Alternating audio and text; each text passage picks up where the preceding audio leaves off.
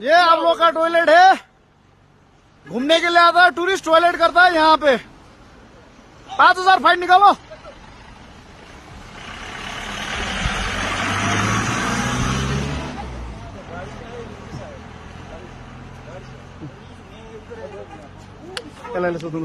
आइए इधर आइए ना, इधर आइए ना।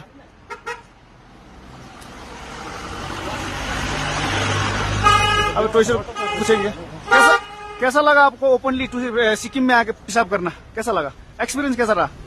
मुझे बहुत जोर लगा था, लेकिन जी कैसा रहा? अच्छा रहा।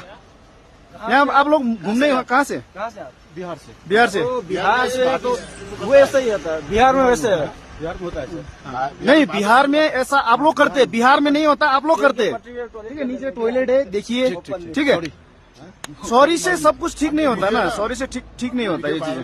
ठीक है, फेसबुक में डालेगा, आपका बिहार में भी बोलना है ऐसे। ठीक है, हम लोग बाहर पे करता बोलते। ठीक है, ठीक है। ये सिक्किम में, ये बिहार नहीं है। बिहार नहीं है, गंदगी नहीं चाहिए हमें। आप लोग गंदगी हम लोग मचाते। ठीक है, आप लोग खुद मचाते, आप लोग का बिहार में खुद मचाते हैं। आदमी देखते हैं जेंटलमैन दिखते हैं तो सही में जेंटलमैन दिखते हैं तो देखिए देखिए।